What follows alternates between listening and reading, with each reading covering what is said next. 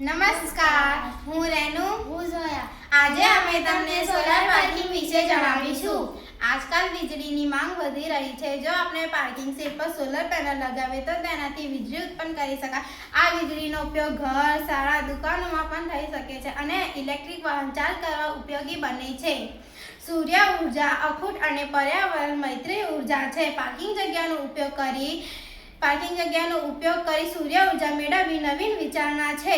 Parking જગ્યાનો સદુપયોગ, સસ્તા અને હરિત ઉર્જાનું ઉત્પાદન, ઇલેક્ટ્રિક વાહન ચાર્જિંગ સુવિધા.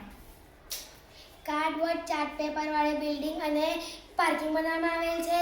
છાપરા પર સોલાર પેનલ મૂકવામાં આવેલ છે. સોલાર પેનલ દ્વારા સૌર ઉર્જાનું વિદ્યુત ઉર્જામાં રૂપાંતર થઈ સંગ્રહ પામે છે. ઈવી ચાર્જિંગ સુવિધા આપેલ છે.